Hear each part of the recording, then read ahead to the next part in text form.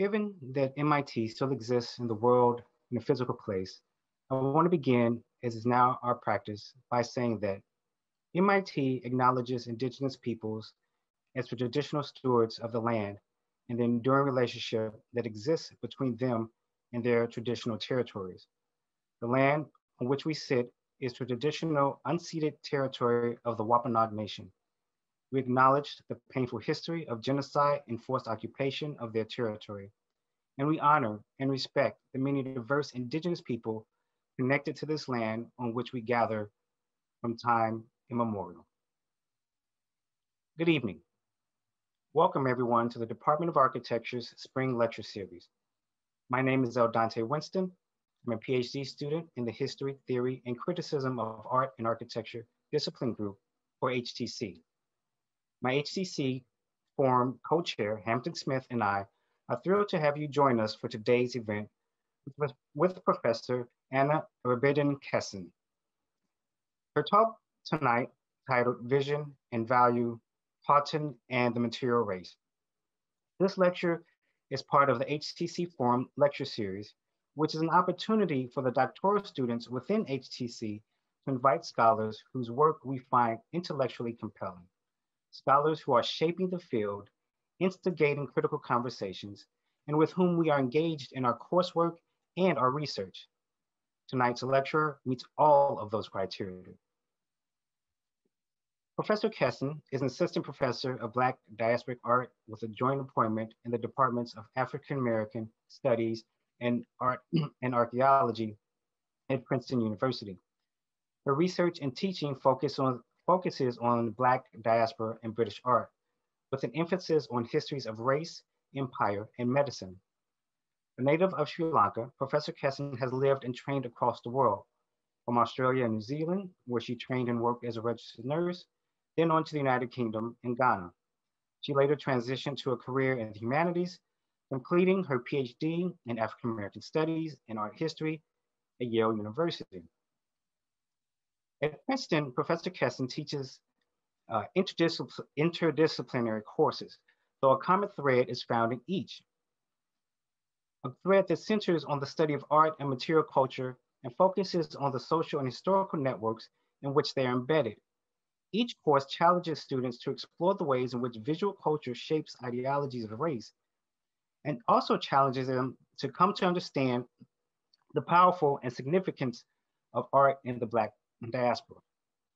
Her recently published book, Black Bodies, White Gold, Art, Cotton, and Commerce in the Atlantic World, of which tonight's talk draws, uses cotton and commodity, central to the slave trade and colonialism, as a focus for new interpretations of the way art, commerce, and colonialism were intertwined in the 19th century Atlantic world.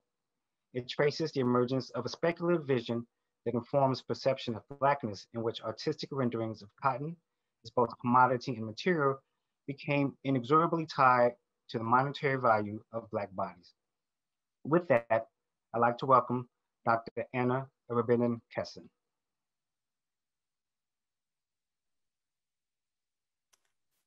Good morning, good evening, good afternoon, wherever you are. Thank you, Eldante, for that really lovely introduction. It's a pleasure and an honor to be here today in conversation with you all. I also want to acknowledge that I'm sitting on the unceded lands of the Elap, the Pinjarap, and the Wadandi Noongar. I want to acknowledge their elders, past, present, and future. And I'd like to acknowledge all First Nations people who are present with us today. This is and always will be Aboriginal land. I'm just going to share my screen and then we can begin the talk. So I want to, as Eldante said, this talk is drawn from my book, which I'm happy to have behind me for the first time in a talk. So this is exciting. And I want to start my talk with an anecdote that you may have already heard of in the news. These are images of Hopper College, which is a residential college at Yale University. and it was very recently named Calhoun after the 19th century politician and advocate of slavery. In 2016, one of the dining hall staff stood on top of a table, and with his broomstick, he broke a stained glass window that showed two African-American enslaved people, a man and a woman, both with large cotton baskets on their head, standing amidst rows of cotton. The figures look as if they're in a garden. They're neatly dressed, and the cotton is barely knee height. Behind them, in the distance, tall trees shade a plantation manor. It's one of those ubiquitous plantation scenes that have circulated throughout the history of the United States. This window transformed the vicious brutality of chattel slavery into an ornamental motif in which enslaved workers become decorative tropes. Now, I sat and ate in that dining room many times while I was a graduate student at Yale, as I was affiliated with the college, but I never really noticed this window. So when I read about Corey Menefee's act of civil protest, I was both surprised at my own ignorance and impressed by his courage. Initially charged for reckless endangerment and criminal mischief, Menefee resigned from his job, but was later reinstated. His act of civil protest really exemplifies the deeply symbolic nature of cotton in the social imaginary of the United States. It's a symbolism that calls to mind, literally visualizes, the deeply troubling yet fundamental histories of exploitation that birthed that nation. But it was his explanation of his actions that really stuck with me, as he explained in a news interview, and I'm quoting here, "No employee should be subject to coming to work and seeing slave portraits on a daily basis," end quote. I think Menefee's comments make a really crucial connection between what we see, how we see, and it's a connection that he shows has a powerful material impact on the conditions within which people live, work, and act. So in this talk today, I'll be exploring this connection between the material and symbolic meanings of cotton. I'll be focusing on the ways cotton has been represented and used in American art more broadly, and I'll do so from a very particular viewpoint, one that artists have created for us. In 1992, the African-American artist Leonardo Drew created this work, entitled Number 25, which is a sculpture made of cotton. The work illustrates some well-worn dualisms in art history. It is highly abstract in its gridded and minimalist form, yet it's evocatively material. It is intensely haptic, asking to be touched, yet frustratingly, and if you've seen it and walked around it, I think this is probably something you'll have noticed too. Frustratingly, its layers and layers of cotton obscure our vision. Repeating the shape of the cotton bale, this work is both handmade and industrial. It's both raw material and finished product. It's both commodity and art object. Drew's material insistence extends beyond cotton. In other works, he uses detritus such as rust and paper, wires, to explore the beauty of waste and decay and the aesthetic possibilities of industrial material. Recalling the formal explorations of artists like Jackson Pollock, Eva Hesse, and the Arte Povera group, he developed his craft in the late 80s and early 90s. His abstract sculptural language, with its material insistence and refusal of the figure, seems directly opposed to the striking and alluring photographs of an artist like Hank Willis Thomas. Thomas' photographs, drawn from archives across the world, explore genealogies of visual culture, using the mechanics of the photograph as a reproducible mode of vision and a circulating commodity. Thomas deconstructs the chains of signification embedded in these circulating genres of representation across time and space. Both artists use cotton differently, but yet both artists are nevertheless fundamentally concerned with its relationship, with the relationship it evokes between meaning and materiality. Drew's post-minimalist aesthetics and Thomas's spectacular surfaces draw our attention to the organic and ideological meanings that materials hold within them, both visible and invisible. Or as Drew explained, and I'm quoting directly here from him, cotton is a material with memory. It has a history. It is not something that is picked up at random. It is something that has a life of its own.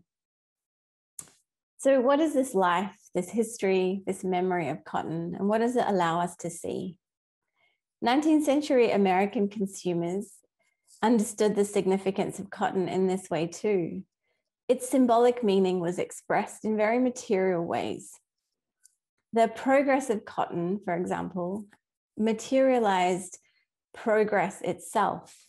As a circulating commodity, cotton became the symbol of the expanding networks of global capitalism, helped along by colonialism and sustained by the transatlantic slave trade. It was variously described as a thread that bound, a fiber that connected, a textile that clothed the world. Merging plantations and factories into a global industrial complex, as you can see in these lithographs that I've put on the screen. Cotton also offered a discursive means of expressing national identity. As Ralph Waldo Emerson wrote, and Luther Terry illustrates, cotton thread holds the union together. The world of connection that cotton opened up remains an important framework for scholars today too. Across disciplines, the forms of cotton circulation provide a framework for tracing, uncovering, and mapping historical experiences, understandings, and expressions of a global imaginary. There is a paradox here, of course, because in cotton's movement from place to place and in its transformation from raw material to cloth, this process depended on the means of abstraction.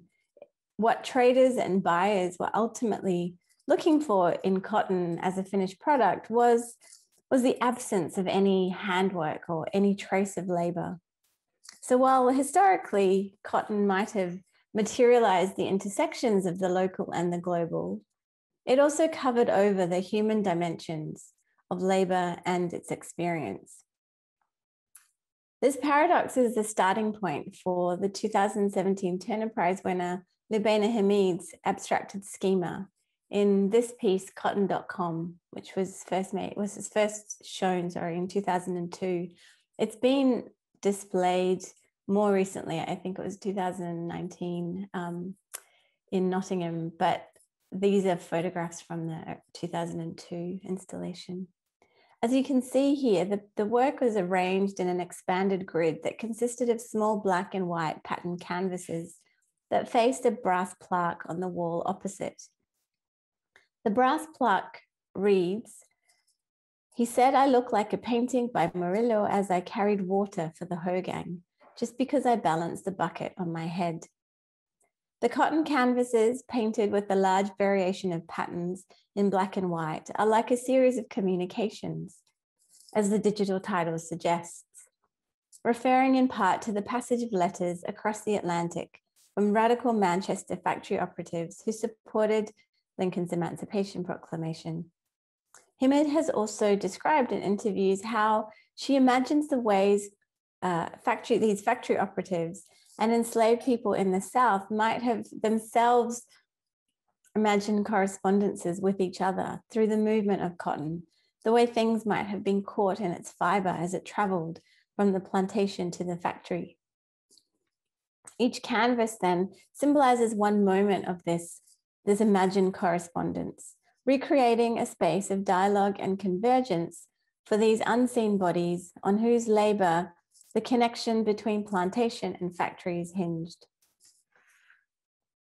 Collapsing the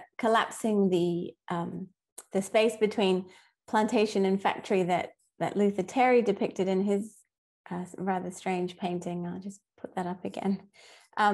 Hamid highlights the convergences of labor, white and black, that are embedded in the trade. So in working through the ways cotton connected different people and places, this idea of convergences or entanglements that has provided me with a useful way of stopping and looking more closely at the material implications of these networks. So if we return to the text in Hamid's work, I'll want to sort of expand this idea a little more.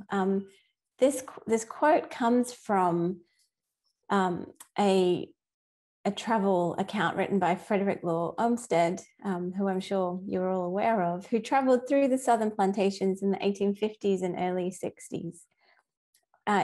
So Olmsted here is referring to the idealized paintings of Spanish painter Esteban Murillo to reinforce the picturesqueness of this female water carrier who worked on the plantation. Because of his expressive style, in the 19th century, Murillo was used as a sort of a code word to express the picture worthiness or the picturesqueness of a person or a scene. So Hamid addresses this interaction from the knowing perspective of the woman, who is describing her experience of being objectified as an aesthetic experience. So she's describing her experience of being turned into a picture. And I think in a way, being turned into a picture or being aestheticized is not too dissimilar to the process of being abstracted out of the picture. It is another way, I think, to consider how materials we use to understand the history of slavery, such as documents, diaries, also occlude aspects of that history, turning flesh into figures and human lives into numerical form. So Hamid's canvases return us to these archives in other ways too. They imitate patterns of 18th and 19th century textiles that were made in Manchester and transported across the world, attesting to the intimacies of trades and goods and people in which cotton was the currency of choice. And if you look, for example, at this work by the Italian artist Agostino Brunias, which is a really picturesque sort of scene of life on the island of Dominica, which Brunias created while he was there under the patronage of the island's first British governor, Sir William Young. This market scene of circulating, it shows a circulating economy of commodities, in particular textiles and black bodies, which position the Caribbean within what Sven Beckett has called a complex choreography of commerce, excuse me, charted by cotton, sugar, and enslaved people. These scenes reenact and echo a performance of market relations in which pieces of cotton cloth, originally made in India, became the unit of exchange for enslaved Africans. In fact, the word piece became a counting term for measuring the value of these enslaved men and women who were sold on the coast of West Africa. From as early as the 17th century, British and European manufacturers were producing cotton textiles that were often regarded by consumers as poor imitations of Indian-made fabrics for both domestic consumption and for the consumption and for the African trade. By the mid-19th century, Britain was exporting about 1/3 of its cotton cloth production, with 94% of all cotton cloth exports, including the checked and striped cloth as we see here, made expressly for Africa and the Americas. So Brunias's paintings of transactional interactions in the plantation economy vividly evoke these entanglements, the entanglements of these commercial networks. And when we put a painting like Brunias alongside a work like Hamid's, what we can start to see is how cotton not only connected different parts of the globe, but literally framed a mode of visualizing Black people by turning them into objects. And so for the rest of this talk, I want to return and explore in different ways this issue of viewership, of how cotton framed ways of seeing race and the implications of these ways of seeing. To do this, I'll return to number 25 and discuss the ways Drew's work plays with the relationship between surface and value. Then I'll expand this to consider the relationship of cotton cloth and representations of Blackness, And finally, I will consider the ramifications of this relationship between cotton and slavery in postbellum United States and beyond. So as I said in Cotton.com, Hamid is using the framework of trade as a schema to plot the physical connections between the American South and Manchester, England. As she invokes the movement of cotton through a play between image and text, she also positions us in this space, asking us to speculatively recover these material effects from the abstraction of history.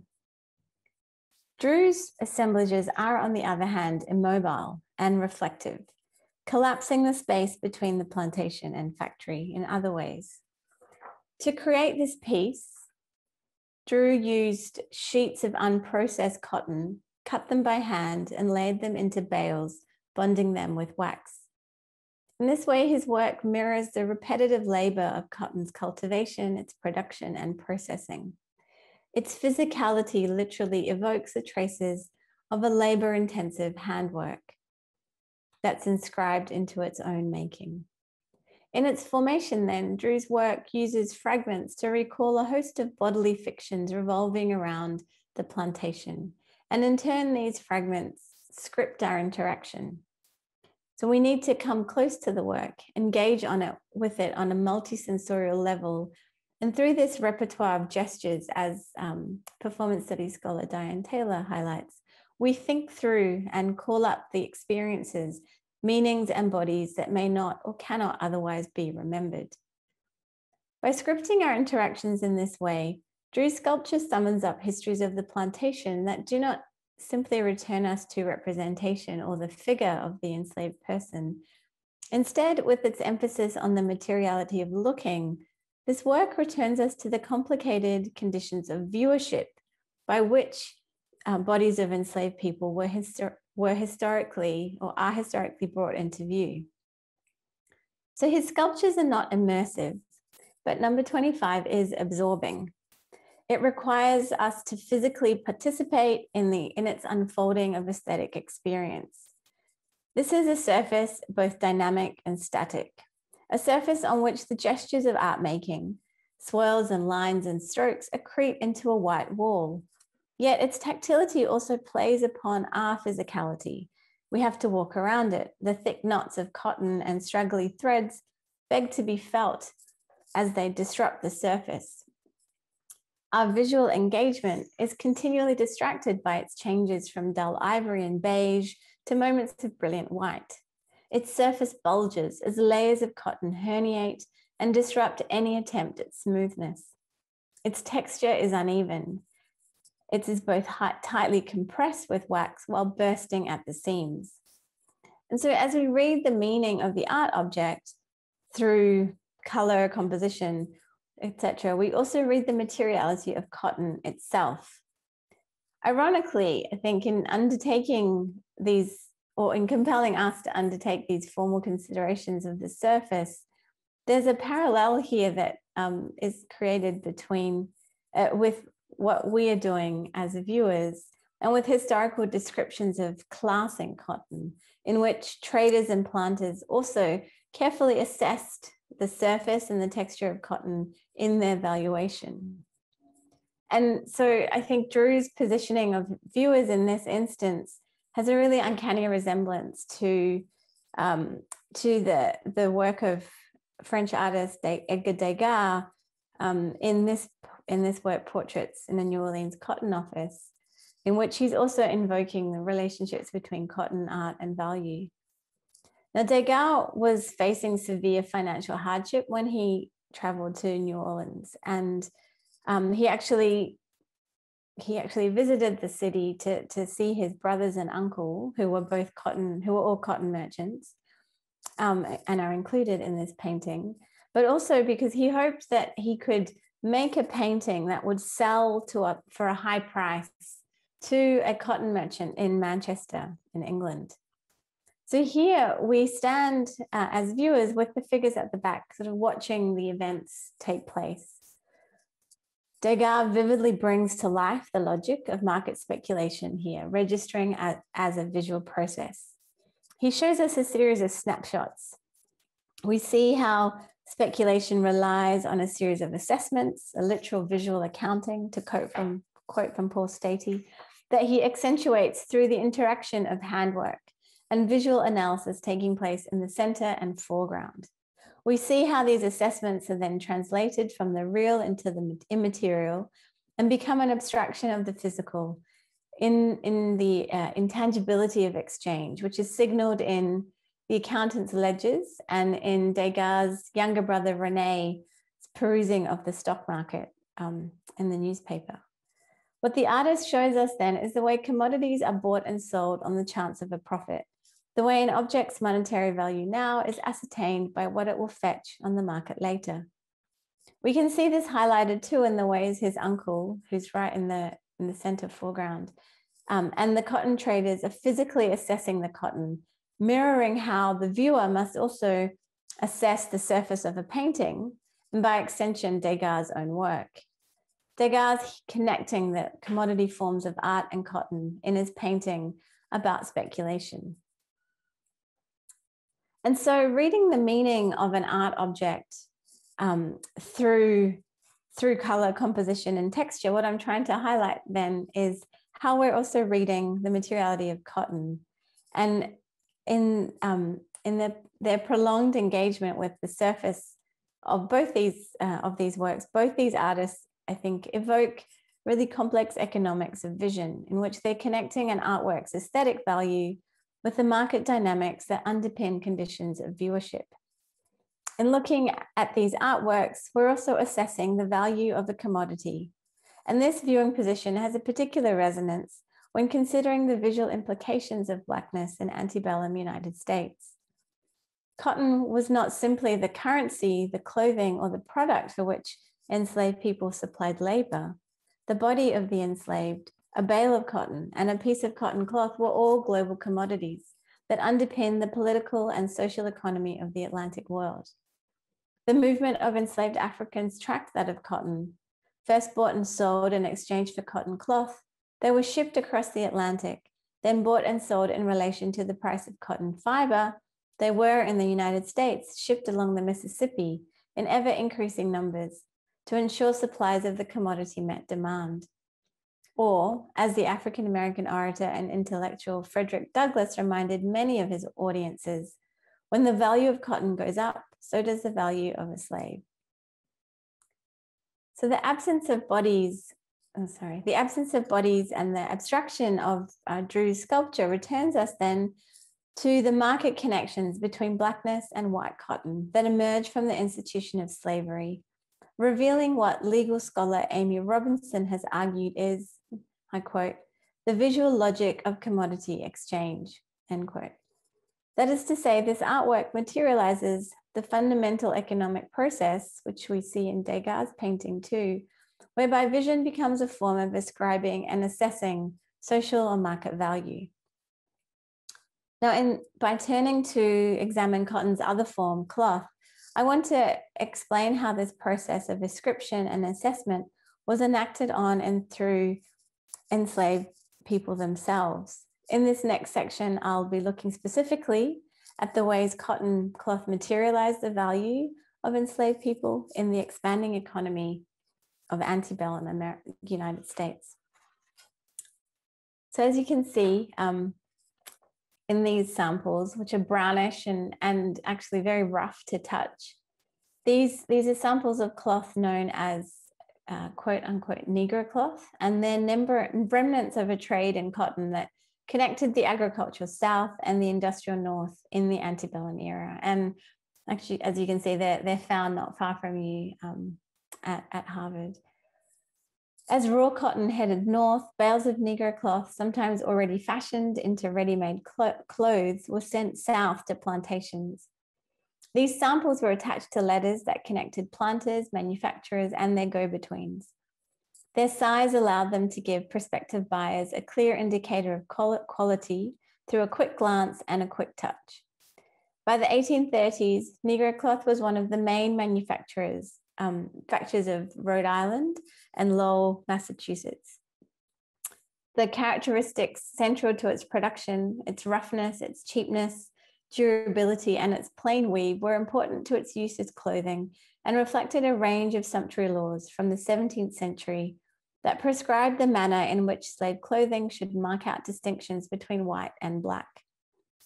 While its market value was dependent on the fluctuating price of both cotton fiber and enslaved labor, the use value of the cloth was correlated according to the labor of enslaved cotton pickers. So if it was too flimsy and it provided, if it was too flimsy, it provided ineffectual cover. If it was too thick, enslaved workers overheated. And in both these instances, productivity and profit slowed down. And in these letters, plantation owners expressed their concern about these issues. They expressed concerns about the quality, the transport, and the price of the cloth, which all reveal their awareness of this material relationship, their awareness of how the cloth had a direct effect on the labor of those it clothed. As the historian Walter Johnson has also pointed out, in plantation records, enslaved people were often described according to the labor they performed and the tools they used. So they were called, they were literally marked down in records as field hands or plows or hoes. And through their labor, what these records show is how through their labor, enslaved people were literally abstracted down to bodily parts. And I think in this type of cloth, inexpensive and functional, unattractive and uncomfortable, also reinforced this abstraction. It was worn, Negro cloth was worn to regulate labor. Its surface materialized the value of blackness as a usable commodity by identifying its wearer as a possession. In the context of the slave market, cloth also materialized the process of commodification. Or as Walter Johnson has described, cloth, and I quote, turned people into products. So cloth used in the slave auction looked very different to this type of cloth. As we saw in Brunius's painting, even before the 19th century, even before 19th century associations of color, pattern had begun to coalesce in relation to skin color.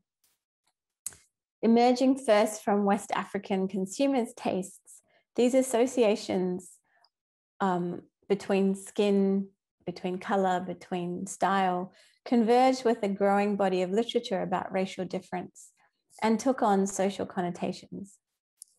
Across the Atlantic, the idea that Black Africans had a taste, that was the sort of language that was used for bright, or in the words of many writers, gaudy colors and bold prints, was increasingly a well-circulated idea in design manuals, sample books, and trade reports by the mid-19th century.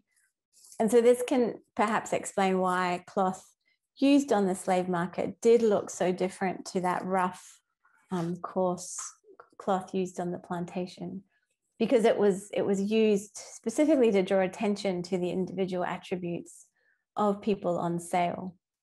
In the slave market, the aesthetic meanings of pattern and color were conflated with and made legible the commercial value of enslaved bodies.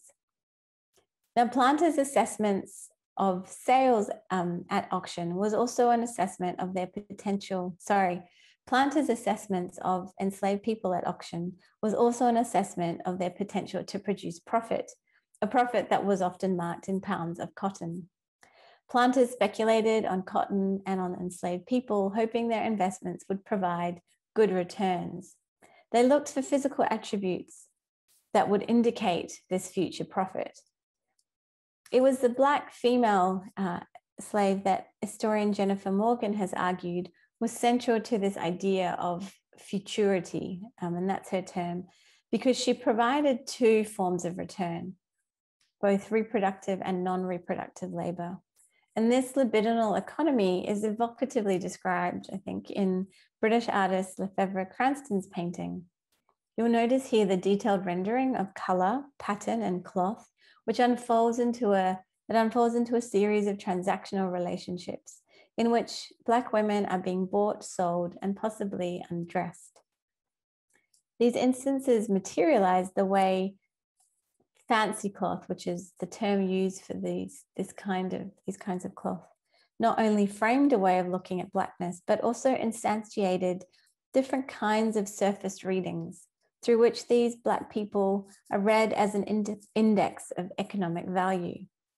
Coincidentally, too, these moments of speculation mirror the actions of traders and planters and factors, as we've already seen in Degas' painting, as they speculated on cotton's potential market value. For viewers of these kinds of slave auction paintings, and there weren't that many as a genre. For viewers of these paintings, particularly that of viewers of British artist Eyre Crowe, whose painting of a slave auction was possibly the only one to be displayed at the Royal Academy in London in 1861. I wonder if this visual logic of reading bodies would have been hard to miss. Not only are viewers positioned in similar locations to the buyers and the auctioneers. As viewers looked at the painting, and you can sort of imagine them, head angled to examine some aspect in more detail, conferring with each other, perhaps, they would have also mirrored the actions of the buyers. Crowe's depiction of this liminal space, the waiting room, might have presented a more palatable version of the trade than the spectacle of Cranston's auction block, but in positioning refined viewers of high art in correspondence with buyers of human flesh, he's also dramatically visualizing a viewing position that transforms observers into consumers, enmeshing them within a network of commerce, speculation, and colonialism underpinned by slavery. So in the midst of these moments of objectification, how did Black people find ways of expressing other forms of subjectivity? And this is something that we see in the poetry. This is a question that comes up in the poetry of New England factory girl Lucy Larcom, who uses the coarseness of Negro or Lowell cloth to address this. She worked in cotton factories in Lowell, Massachusetts, and in her poetry, or in some of her poems, she sees cotton as literally giving form to a web of work connecting Black and white women. In an idyll of work, she reflects, and I'm quoting, "When I've thought what soil the cotton plant we weave is rooted in, what waters it, the blood of souls in bondage, I felt that I was sinning against the light to stay and turn the accursed fiber into cloth." In Larcom's words, the cloth she weaves bears the material impressions of the physical touch of the Black women who pick the cotton. And it is their physical trace of labor, their sweat, their blood, perhaps their hair or skin, caught in the fibers, that she uses to imagine the material networks incorporating her and these enslaved women within a larger framework of commercial production. So the idea that these pieces of cloth are sites of memory, to paraphrase Toni Morrison, is provocative, I think. And like Lubaina Hamid, I want to draw attention to these entanglements of cloth and flesh as a way of getting out from under these historical processes of elision, to find ways of materializing the complicated and pained experiences of enslaved people. And I say pained because it is the feel of cloth and the constraints of being clothed that are frequently mentioned in slave narratives, as well as in the compilation of oral histories by former slaves undertaken in the Federal Writers Project of the WPA from 1936 to 1938. So recalling her years as a slave in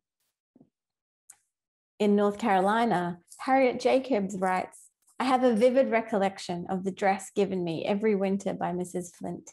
How I hated it. It was one of the badges of slavery." Marked as property, these clothes marked bodies in other ways too.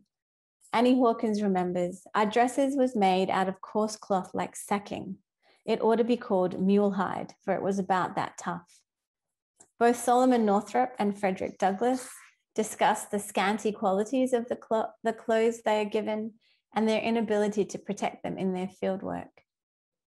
In the poor quality of the material, in the descriptions of being too hot in summer and too cold in winter, of laboring unprotected and heavy dresses and rough shirts, generic and uniform, we can also hear how bodies return again against these excoriations of cloth, refiguring how we might understand the experience of regulation encoded in slavery.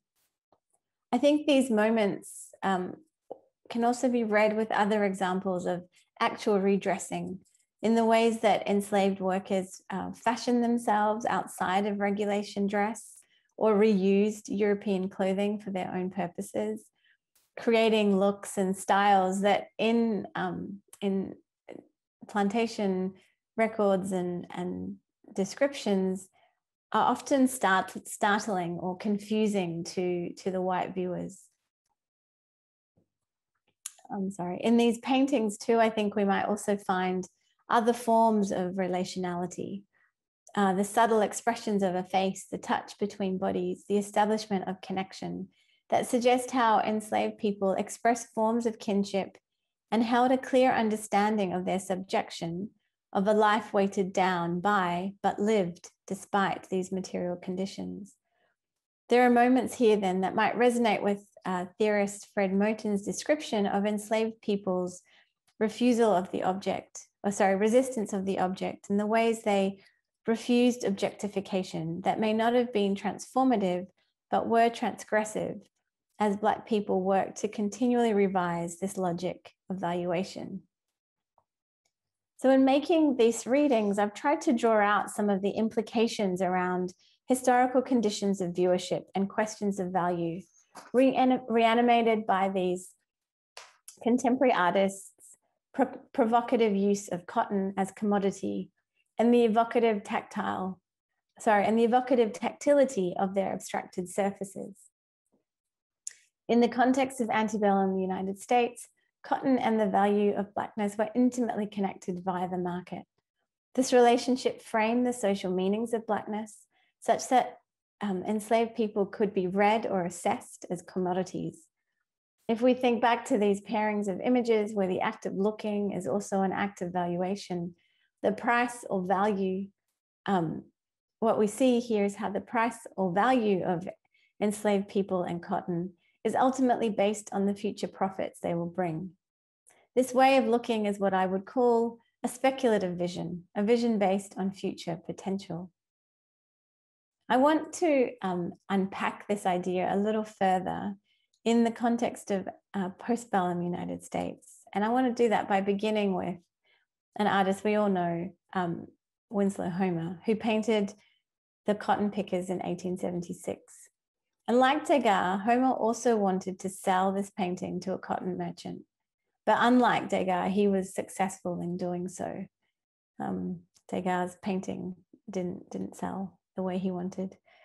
The work self-reflexively, I think, really raises concerns about the assessment and value of Homer's own artistic labors through the physical material of cotton. Here, through gestural swirls on the canvas, Homer's brush leaves a trace that connects his body and creativity to the finished product. But the artist seems to foreclose this possibility for his Black workers. These women's work, time-consuming, repetitive, and exhausting, seems to leave no mark at all. The value of their labor is lost amongst the swirling fibers of cotton, and they remain trapped, emancipated, perhaps, but not yet free.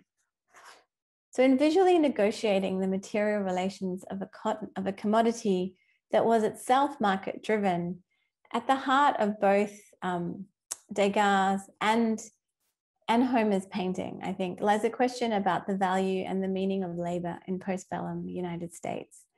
That at least for Homer cannot be uncoupled from the Black body, in particular the Black female body. In making this association, Homer's melancholic painting references a growing market of images in which the labor of Black bodies signaled through the cotton they worked, was increasingly read as a sign of their fitness for freedom or proof of their potential to become useful, productive citizens. Now, although produced several years before Homer's painting,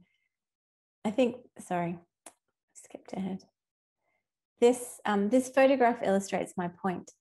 Produced in 1862 in Port Royal, which is one of the sea islands of the coast of South Carolina, the photograph shows a group of 7 African-American workers in front of a wooden building on a cotton plantation. Set in the turbulence of the American Civil War, but it shows a scene of transition. After coming under Union rule during the Civil War, many of Port Royal's white planters fled, leaving their former slaves behind. These Black people were termed contrabands of war, but these communities they numbered in the thousands, and they became the subject of what historians called a rehearsal for Reconstruction. So Northern missionaries and industrialists traveled to this district to assist in the transition from slavery to freedom. And in this transition, the cultivation of cotton was again understood to be a key way of acculturating formerly enslaved people into becoming productive American citizens. So in a sense, Port Royal was also an entirely speculative venture.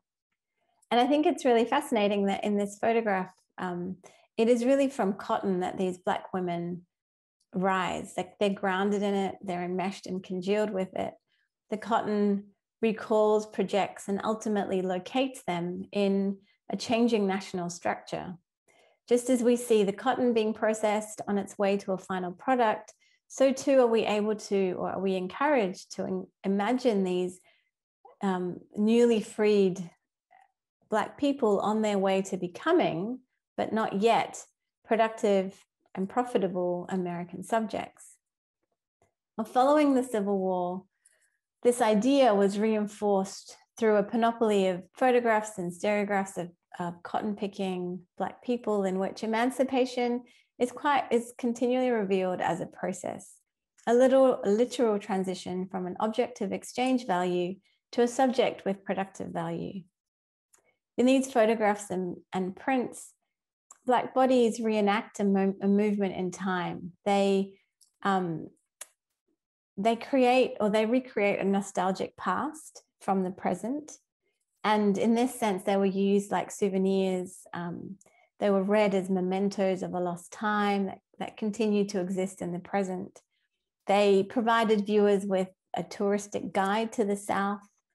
And they usually came with travel narratives or captions that referred to popular novels or performances.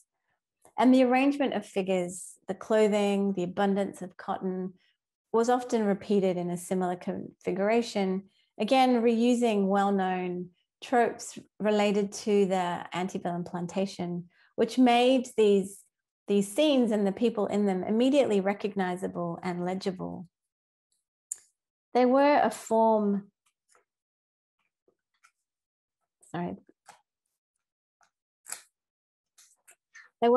of time travel, I think. And in this sense, they provided viewers with a way to connect what they saw now in this period of Reconstruction with other earlier plantation narratives. So while these photographs might allow a reading that took viewers to the past, they also helped viewers look to the future by suturing the association of cotton and the free Black body into the evolving shape of the nation in postbellum United States. Again, then, through the market value of a commodity, the meaning of Blackness could now be read in relation to their labor, which existed as an indicator of their social value as citizens. Faced with the free but troubling Black body of the post-Civil War era, these images reinforce the status quo, but they also, as Jennifer Ray Greeson has pointed out, symbolize the productive potential of the New South and by extension, the nation. We see this then, I think, particularly in the ways both Homer and O'Sullivan return us to the Black female body, connecting her labor and her productivity to the productivity of the land, and of course, the productivity of the artist. These photographs and stereographs and Homer's painting as mobile circulating images really solidified the speculative nature of the Black body as a condition of its visibility. So even in freedom then, Blackness remained a form of the appearance of value. And in this new speculative economy of representation, Blackness becomes a sign of another kind of futurity, of value expressed or measured through what Saidiya Hartman has called the liberal ideology of the social contract and the appearance of the productive citizen. Being Black and free meant providing evidence of one's value as a productive citizen, a social value that was not given. So faced with a visual economy in which Black bodies must constantly be read as proof of their potential, we can understand the fraught nature of self-representation for Black artists and writers in the 19th century, especially. It's obviously a fraught endeavor today too. Not many African-American artists of the 19th century engaged with the subject of cotton, although in the work of landscape painter Edward Mitchell Bannister, it does appear once and in a very ephemeral form. Bannister, as I'm sure many of you know, was born in Canada. He moved to Boston and then to Providence in 1869, which was an area, as I highlighted earlier, shaped by the entangled relations of commerce and commodification of the cotton and the slave trade. In this unfinished study, The Mill, Knightsville, we might possibly be seeing a textile mill that had been part owned by one of his patrons. Here, Bannister's opening up a view of this smoking mill next to a waterway on which figures sail small boats. Our focus is on the two industrial buildings in the background, which are connected to the river by an almost naive rendering of smoke and hedges. Bannister's textured surface is suggestive. The river evokes a material and metaphorical conduit between this landscape and slavery's legacies in the South, links with which I began this talk. Furthermore, the layered and impressionistic brushwork, like Homer's cotton bowls, also gestures towards the substance of cotton, while also revealing Bannister's aesthetic modernity, a modernity reinforced by the harmonious relationship between industry and nature, leisure and labor, that could also be read as a sublimation of this other slave-related history. This sense of layering also reveals perhaps Bannister's own burdened position as an artist and a Black man in the United States in the late 19th century.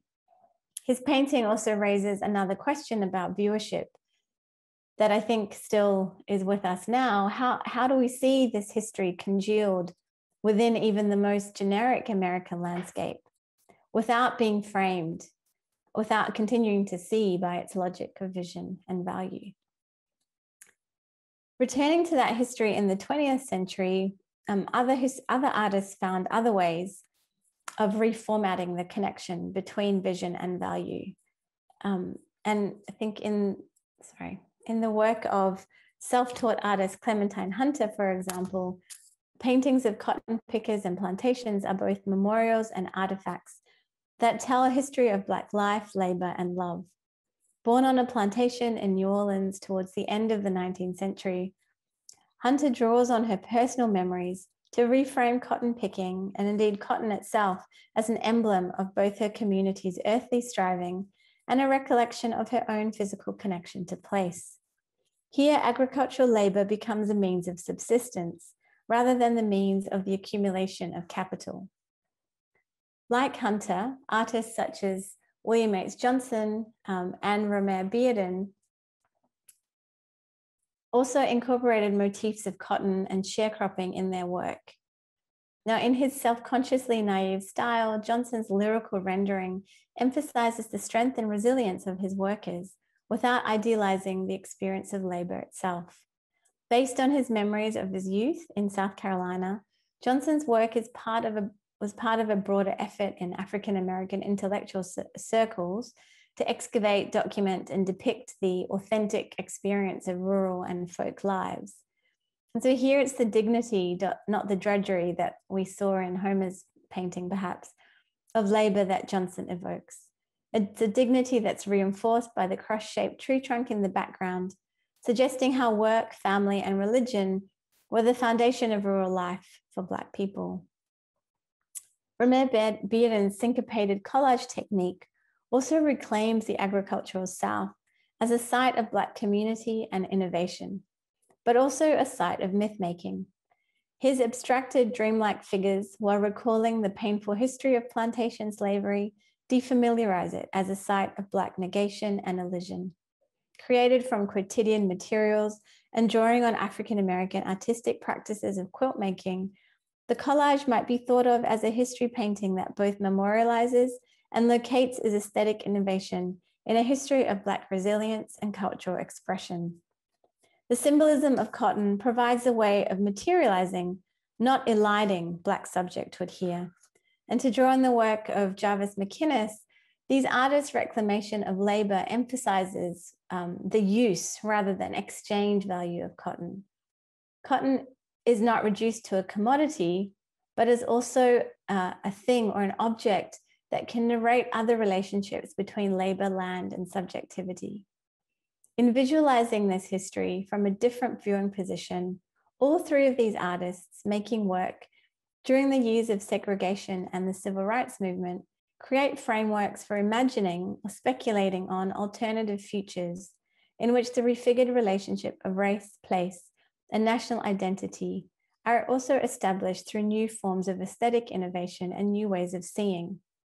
These new ways of seeing are also ways to reconstruct new forms of relation through which the measure of a person's value is radically transformed.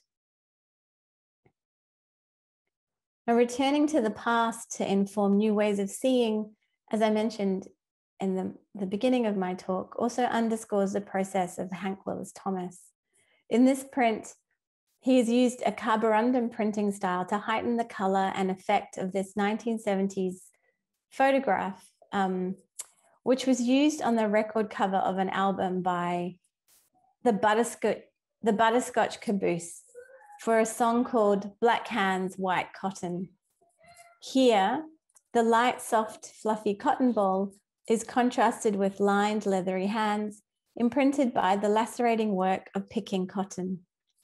While the crossed wrists recall images of the shackled limbs of enslaved people, there's also something seductive about the image. We follow lined rivulets along outstretched wrists. We notice the evanescence of the cotton, the lattice background of the cotton crop. There is something ornate and ornamented about the surface that recalls the format of advertising and commercial photographs. Like the cotton bowl, these works are, I think, a reminder of the way forms of objectification continue to be translated into a racialized gaze that restricts how certain bodies are read and the places they can be seen. Here, not only does the cotton picker remind us of the incomplete project of emancipation, the footballer reminds us of the continued ways that Black lives must generate their value to American society. Thomas's photographs, disturbingly alluring as they are, highlight what the geographer Catherine McKittrick has called plantation futures, essentially the after effects and legacies of anti-Black violence inculcated amidst the industrial economy of the plantation.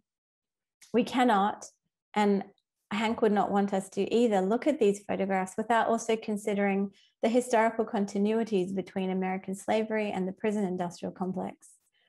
This image, for example, called The Cotton Pickers, was made between 1967 and 69 by Danny Lyon. It was the result of a 14-month project that took him to several penitentiaries in the Texas Department of Corrections. Here, a sea of cotton engulfs these prison laborers, while their horizon is the carceral state. Notice how the prison industrial complex has turned these men into what one of my students, Jamal Maddox, calls factors of production. They are virtually indistinguishable in their regimented uniforms, transformed into a ubiquitous resource like the cotton they pick. In the United States, we carry with us an image bank that complements, extends, and sometimes challenges the histories we know. As an art historian, my job is to constantly think about how these objects are shaped by the conditions of their production and how they exist beyond those conditions, by calling up a range of associations and investments in particular narratives or perspectives. I was given a glimpse of this again when a Princeton colleague first saw a picture of Drew's sculpture. The encouragement of the material fiber of this sculpture into the physical presence of a viewer was presently interpreted by my colleague as a form of suffocation. This artwork became for her a powerful symbol of the smothering history of racism that is embedded in the United States. Facing this blank wall of white cotton, even though mediated by a projector screen, she described the piece as a historical asphyxiation. For her, it materialized Eric Garner, and we could think, of course, of the more recent murder of George Floyd and Breonna Taylor. For her, it materialized Eric Garner's gasping pleas as he struggled to break free from his murderer, saying, "I can't breathe." The struggle to break free from the chokehold of white supremacist terror that this work evoked for my Princeton colleague strikes me as a powerful, heartbreaking, and crucial component of why a material like cotton and its representation remains such an important visual symbol to detangle. Saturated with associations of race, slavery, exploitation, and terror, it also saturates our views of the past and the meanings we have made about whose lives matter. This is possibly why Drew refuses to include bodies in his work. Instead, he compels our bodies to actively participate in the unfolding of the artwork, through which the commodity of art and the commodity of cotton coalesce. The result is we are forced into a viewing position from which we must come to terms with our own process and processes of vision and valuation. Corey Menefee's act of smashing the stained glass window is the perfect metaphor then for what I think these artworks that I've discussed do. They show us how to disrupt, shatter, and radically transform the politics of vision that shapes the ways we see, we know, and we relate to each other. We just need to look. Thank you. Hi, Anna. Thank you so much for that wonderful talk and intervention. On behalf of all of the department, I just want to thank you for spending your morning with us. And I'm sure if we were all together, you would be greeted with rounds of applause and praise. Also to everyone, my name is Hampton Smith. I'm a first-year PhD student in the History, Theory, and Criticism department. And I also want to extend a quick but exuberant thanks to Jose Arguello, Indrani Saha, Aldante Winston, Kathleen Brearley, and Amanda Moore, as well as our wonderful technical team who really put together the work to make this broadcast possible. Before we begin, I want to encourage our listeners to start sending in their questions now. You can do that on either the webcast interface or on Facebook. But while we wait for questions to roll in, I wanted to kind of start by pulling your work into the present and was wondering how you see this book and the kind of speculative vision that you demarcate around cotton as still at work with us today. And I'm thinking about fast fashion, the global supply chain, contemporary artists and fashion designers. I know you're kind of working on kind of a global plantation project and was just wondering what your thoughts are there. Thank you. And I just want to also quickly echo Hampton's thanks to everybody. I didn't mention everyone's name, but yeah, this has been an amazing team effort, and I'm really grateful to you all for having me on here today. Yeah, so I think I think as art historians, and particularly people like me who work in the with historical material, but also with contemporary, that there isn't really, I feel anyway, there isn't really a choice in terms of wanting your work to have a broader kind of connection or relation to the contemporary. So I see my work as very much about creating conversations between historical material and contemporary art, which is sort of how I've written the book. So each chapter opens with contemporary artists who have given me these frameworks. So in that sense, I think, that's one way I'm thinking about it in the now. I think in terms of the subject matter, as I think that what I've tried to show is that a material like cotton, had these symbolic meanings, and these kinds of meanings that it evoked about global trade and connection. We can still see those in the ways that fashion and commodities are described. I mean, I don't know if this was in Australia or the US, but there was this advertisement for a long time about cotton, the fabric that connects. And maybe, I'm not sure if that was something that that was a slogan in the US, but there's still a lot of we're still so caught up with this idea of these global connections and how how things connect us and how we're all kind of part of this global world. But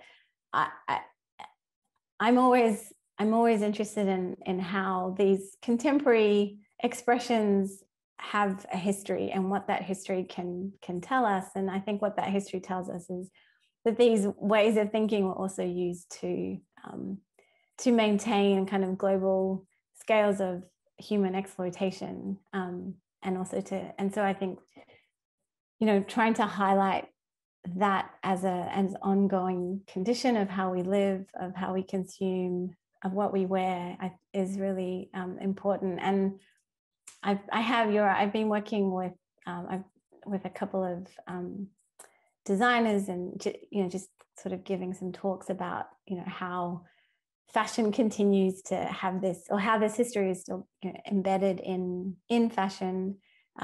There's also some great work being done by textile designers that kind of highlight other kinds of cotton futures, which emphasize cotton's much longer history in West Africa and India, and the ways it was used by indigenous cultures. So there's some really interesting work, I think, being done in the area of fashion and textiles to kind of deconstruct some of these histories. And was there something else that you asked as well in that question? I think that was a great response. Okay, sorry. We have a question from Professor Caroline Jones. As art historians, how do we balance the circumstances in which an image is seen with the formal contents of an image? Your rich talk sharpened this question, but I would love to hear more. Yeah, I think that's a very good question. And I mean, as I said, I'm trained in kind of in the 19th century, and so I'm always very much engaged with the work in its context, and the kind of historical and social landscape that a work emerges from. I think that's crucial, and that's also one of the things that people I worked with, like Jules Brown, highlighted, right? That the work is a kind of portal into this space. But of course, art objects are autonomous. They live on in different ways, and I think that's why working with contemporary art alongside historical objects has helped me so much, because I think there are ways that these historical objects can create new kinds of conversations with newer artworks. And of course, contemporary artists are also creating those conversations back into the past. So that's how I've tried to negotiate those two different contexts, if you like. Definitely. It's a exciting method to kind of think through the past alongside contemporary artists. And I think that's a really important thing for those of us that study the 18th and 19th century, and finding new voices for sure. Yes, absolutely. And I would say too that the artists that I've worked with, I mean, they have sort of given me that framework. I think a lot of artists, I mean, like Lubaina and Hank Willis Thomas, Titus Kaphar, I mean, they're involved in these kinds of conversations already. So, right, definitely.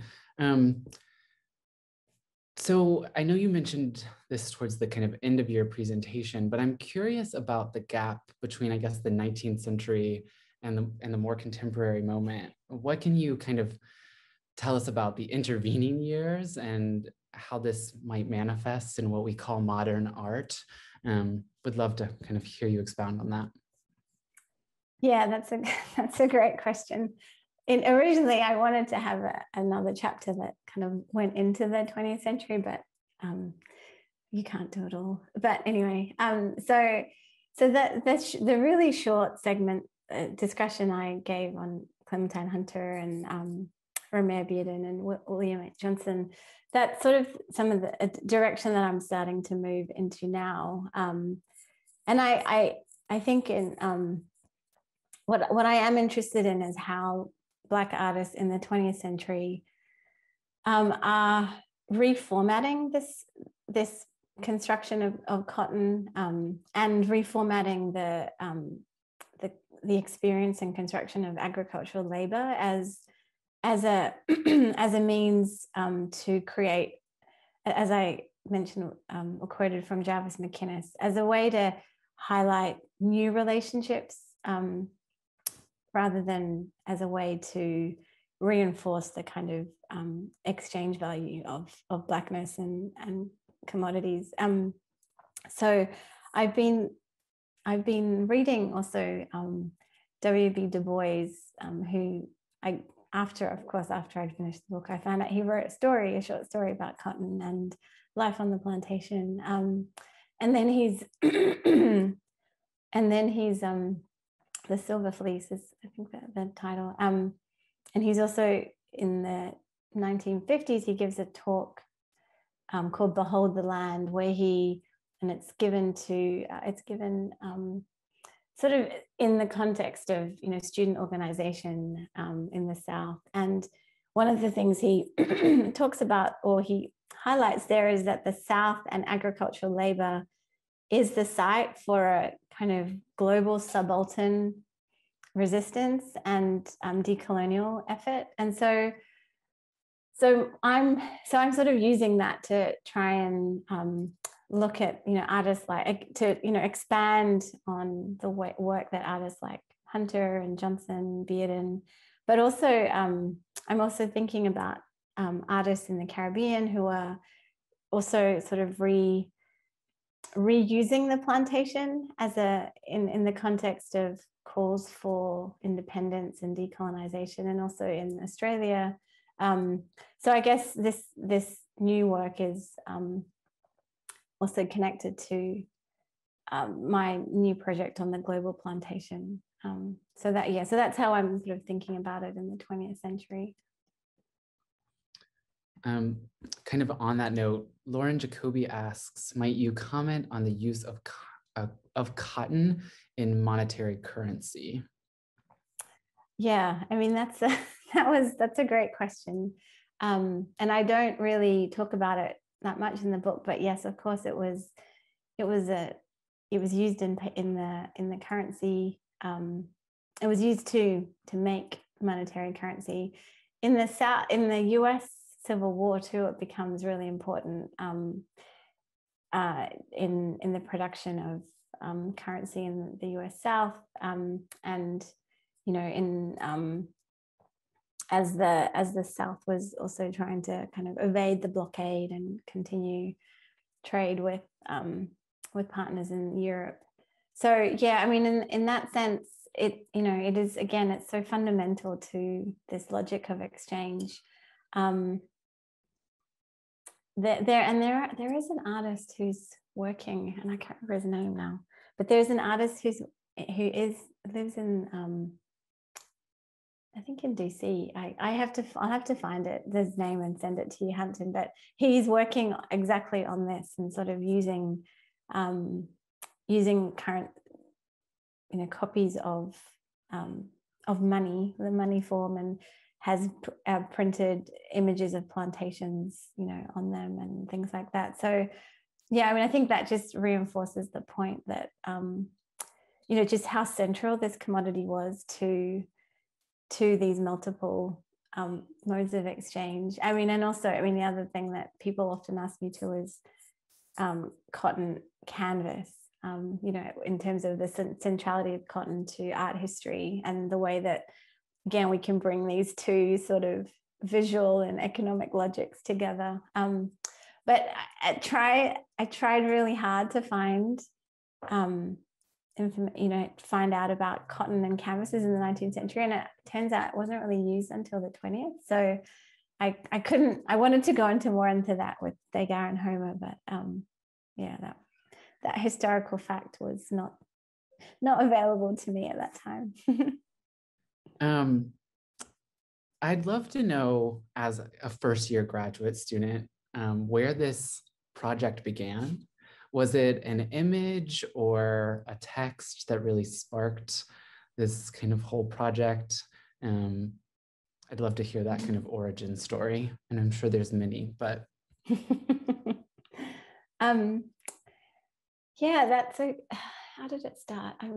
I think it started with my own experiences of movement, having grown up mostly in the former spaces of the former British Empire. I was always struck by how you could go anywhere and there'd be certain objects that kind of were familiar. And so I was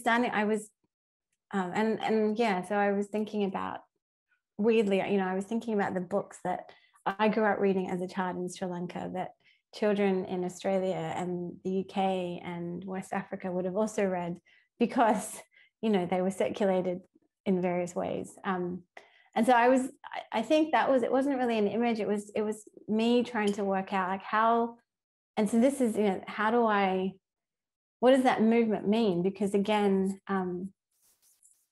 you know, it's a form of connection, but it's a form of connection that's created through the logic of colonialism. And so I think it was me trying to figure out how I could explore these concepts of movement and transformation that also engage with the actual material experience of, you know, of holding these objects and their different, and how they changed in different contexts. So it was an idea more than an object. I think kind of in this mobility or mobile moment, I think it's fair to say that your work connects otherwise disparate fields quite uniquely and importantly, that these fields that are usually kind of seen as existing somewhat separately, whether that's African diasporic and Black studies, American art, art of the British Empire, histories of capitalism, contemporary art. So what would you describe as your methodology, or what you're hoping that people might take away from this book as a methodology? Yeah, someone else asked me this question once before, and I don't know if I came up with a reasonable answer, but I'll try. Yeah, I think you know, I've always worked interdisciplinary. And so I think for me, you know, my perspective, my intellectual formation is really through Black studies, I think, and African American studies. And I think that embedded in Black studies is an interdisciplinarity, and also is a viewpoint or an outlook that is, you know, diasporic or transnational or even global, I think, in outlook, in ways that perhaps are not so clear in art history. And so you really, I think that's where how I've come to this way of working with images, you know, and I think that would be my methodology. I'm also always, you know, framed by theorists and writers like Stuart Hall, you know, who, and one of the things I always come back to with his work is this. He talks about, I don't know if you know it, but he has this great sort of description of tea in Britain, and he says, you know, we are the outside history of that inside history of Britain. And so it's this kind of way of, I think, of looking that's always sort of looking sideways, or looking for that other kind of other story. And so I think in terms of art history, there's been more, because I don't know if my work is, I wouldn't call this book as a global art history, because it's, you know, it's transnational, but it is still very much about, you know, it still deals a lot with colonial, you know, forms of visuality, which I don't know if you can say that is truly global, or if you would want to. But there is more work, I think. I mean, it's certainly drawn from post-colonial, you know, histories too, and post-colonial art histories. But I think there's more and more work being done on art history and migration, and writing art history, sort of drawing on migration studies and writing art histories as a form of encounter and kind of dialogue. And so I think I think that's probably how I would describe my methodology in kind of art historical terms. You know, it's yeah. I think we have another question. There was a mention in the introduction of the relationship between race, history, and medicine. Can you speak about these connections between kind of history and medicine? Oh, sure. Well, yeah. So I direct a project called ArtHX, and that explores the entangled histories of race, colonial medicine, and visuality. And so for me, what I'm really interested in is how histories of medicine and histories of race were shaped, shaped each other. I'm interested in how art and visual and material objects, you know, communicated those ideas, but also, you know, as different technologies of representation and looking and visualizing emerge, you know, how those different discourses were in conversation. And there's some really great work already being done on that. But for me, really, it's about how these histories continue to shape experiences of medicine today, and again, how certain people are valued over others in the medical industrial complex. This also again comes from my own experiences as a nurse, and you know, seeing how where I was taught, and seeing how medicine kind of how that played out in hospital settings. So that, yeah, I'm just trying to think of some, and of course my brain has gone blank. But if you go to our website, it's www.artandcolonialmedicine.com. We have many bibliographies, but I think there's a lot of really interesting work now taking place on these intersections of medicine and art history, not just the ways of kind of representations of, you know, of disease. There's some really interesting work also, obviously in the context of COVID, you know, like visualizing the ways that pandemics were visualized historically, and, you know, kind of using that to think about how we're seeing COVID today. There's a really also great new project called Visualizing the Virus, that's sort of doing some of that history. And I think also a lot of these projects are also very much working through questions of care, and how, so not just the kind of academic discourses, but how these have very real effects on people's bodies, on how people experience health, and how we can treat each other differently.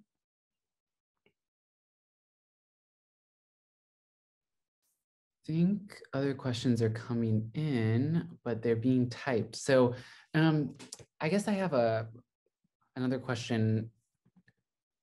Within your research for this book project, did you run into any enslaved Black makers of crafts or of utilitarian goods? I'm just curious. I know I've ran into some in my own research in terms of seamstresses and things of that nature, but was just wondering. Yeah, that's a great question. I didn't run into people who were named, but yes, I mean there were images, and I would love to hear more about what you've run into actually. Yeah, there are always descriptions of seamstresses, and it was usually, I think I came across Black women who seamstresses, and also sometimes the cloth was made, the entire production process was made on the plantation. So there were some images or descriptions of enslaved men and women actually processing the cotton, weaving it, putting it, spinning it, and then also in slave advertisements, I came across descriptions of enslaved people who were either wanted for their skills, or who had those skills. There are Lydia Hart, I think is her name. She's written about a lot of enslaved textile workers, and so there are actually named women who were seamstresses, but they were often not on the plantation. So yeah, but yeah, I'd love to hear about the people that you've come across too. That sounds great and really important research. Yeah, thank you. Final question. You spoke about the pattern clothing as being kind of specifically designed for the auction block.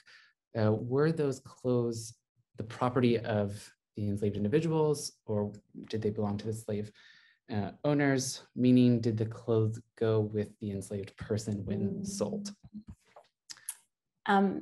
No, that's a great question. They were often the property of the sort of network of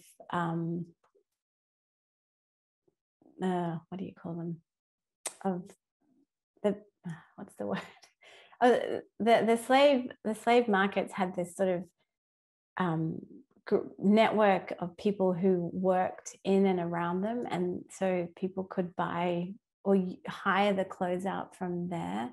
So they were like traders in fancy cloth and things like that. So enslaved people would be, would have the clothes on for during the auction, and then often I think they went back.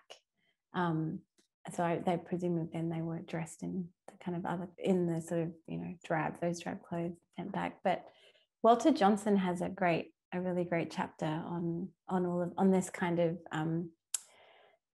on the slave market essentially, because there were people who would hire out jewelry, they would hire out clothing, and also Maury McInnes has written more about that as well. So yeah, so no, they weren't usually the property of the enslaved person after they were sold. Well, I think we are about at time, but I just wanted to thank you so much for joining us and answering questions. I also wanted to thank everyone here for coming this evening. We hope you will join us next week for the last lecture of this season. On Thursday, May 20th at 6 p.m., we will host Hawaii Nonlinear, a research studio conversation with Chris Leong, Dominic Leong, Sean Connolly, and students from the department. You can see details at architecture.mit.edu. I also just wanted to pub really quickly Anna's book, Black Bodies, White Gold, on the Duke University Press website. And we hope to see you all with us again. Bye. Thank you.